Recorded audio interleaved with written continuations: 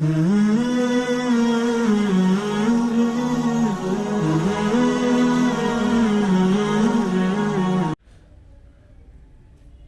جب حضرت مفتی رشید احمد صاحب رحمہ اللہ تعالیٰ کی مجلس میں گئے تو حضرت نے فرمایا کہ عورت پر لازم ہے کہ اپنے دیور سے پردہ کرے. بھائی لوگ کہتے ہیں نا بھابھی اگر دیور سے پردہ نہیں کرے تو کیا ہو جائے گا, اس کے معاذ اللہ اس کے ساتھ بھاگ جائے گی کیا ہے بھائی. سالی اگر بہنوئی سے پردہ نہیں کرے گی تو کیا بھاگ جائے گی اس کے ساتھ, کیا ہو جائے گا. ہم تو 20 سال سے ہمارے یہاں پردہ نہیں, اللہ کا شکر ہے مولوی صاحب ہمارے یہاں تو کبھی کچھ نہیں ہوا. یہ تو اب مولویوں نے نئے نئے قصے سنا دیے ہیں. لوگ اس طرح کی باتیں کرتے ہیں. تو بھائی سیٹ بیلٹ اگر نہیں باندھیں گے تو کیا ٹانگیں ٹوٹ جائیں گی؟ پاکستان میں تو کوئی بھی سیٹ بیلٹ نہیں باندھتا, تو کیا سارے ٹنڈے لنجے پھر رہے ہیں یہاں پہ ہیں بھائی؟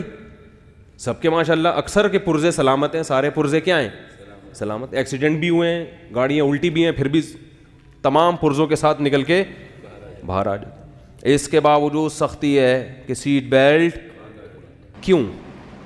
اس لیے کہ جن لوگوں کے پرزے سلامت نہیں رہے نا وہ سیٹ بیلٹ نہ باندھنے کی وجہ سے.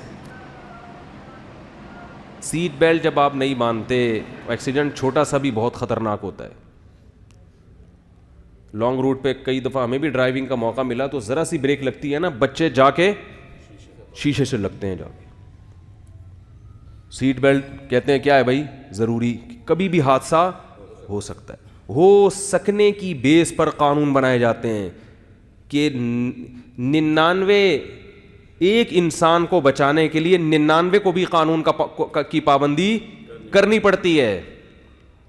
بات آ رہی ہے سمجھ میں کہ نہیں آ رہی؟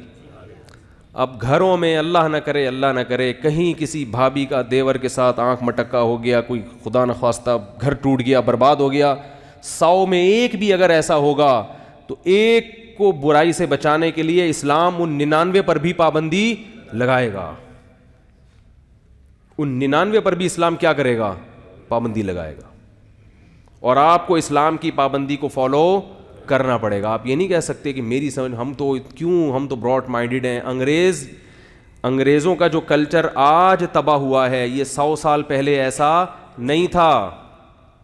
انہوں نے یہی براڈ مذہب کی بغاوت کی اور براڈ مائنڈڈ بنے کہ کچھ نہیں ہوتا, ہوتے ہوتے ہوتے ہوتے آپ سب کچھ ہو رہا ہے.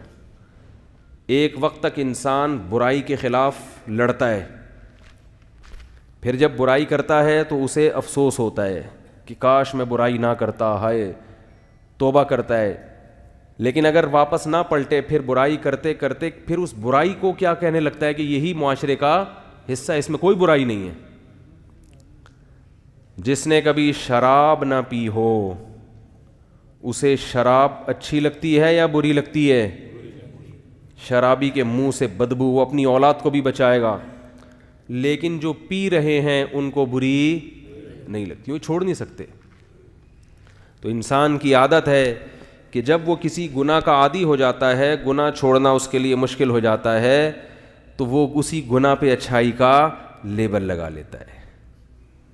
میں سمجھا پا رہا ہوں اپنی بات؟ تو یہ جو عورت کو آزاد کر دیا, دیور سے بھی گپے مار رہی ہے.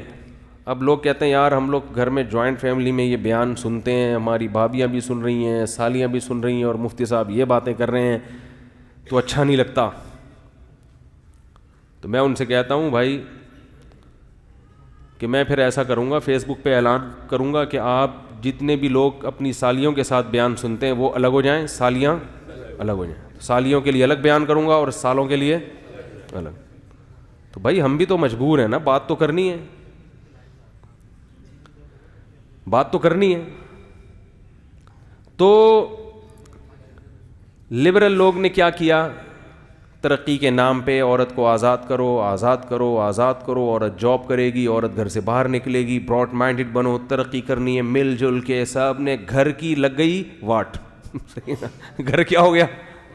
واٹ لگ.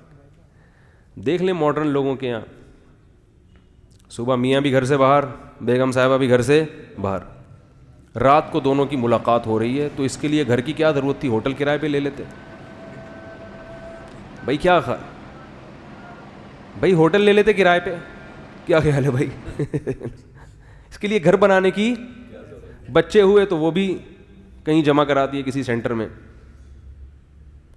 تو وہ بھی ہفتے ہفتے بعد گھر آ رہے ہیں. گھر تو بھائی انسان کی نیچر ہے, فطرت ہے. اللہ کے بندو, سائنس کتنی ہی ترقی کر جائے, انسان کی نیچر اور فطرت کو تبدیل نہیں کر سکتی. الہی